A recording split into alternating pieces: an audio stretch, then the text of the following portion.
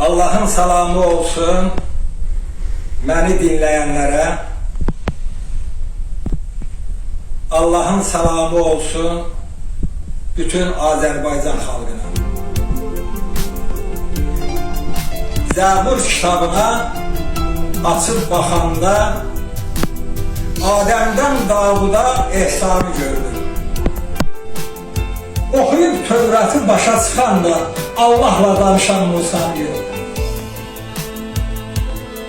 Okuyup yetiştim Firon ləyinə, bilmem insan deyim onun nəyinə. İstədi sehr ilə biraz öynə, onları xal edən əsanı gördüm. İncillə hüzünü ürəkdən silən, min ilin ölsün dirildə bilən, atasız olarak dünyaya gelen Meryem'in koynunda İsa'nı gördüm.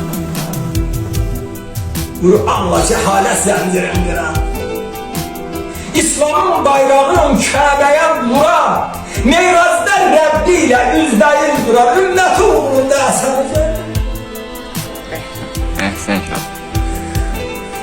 El-Qədir suresini okuyup basta, dilerken Tanrı'dan ben həzin səslə Hazret Muhammed'in dizleri üstte Zehra'nın yüzünde bulsanız.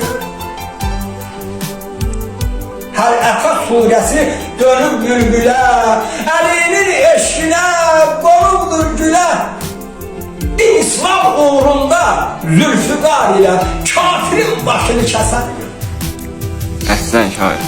Ədoğlu bunu bilib Yasin'de.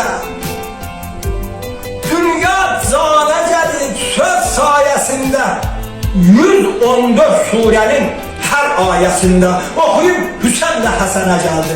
Andolsun Halik'e. Kur'an'ın her ayesini okuyup derine geçsen gelip Kerbela'ya çıkacak. Hasan da Hüseyin'e çıkacak. Eşk olsun ehli beyt aşıklar.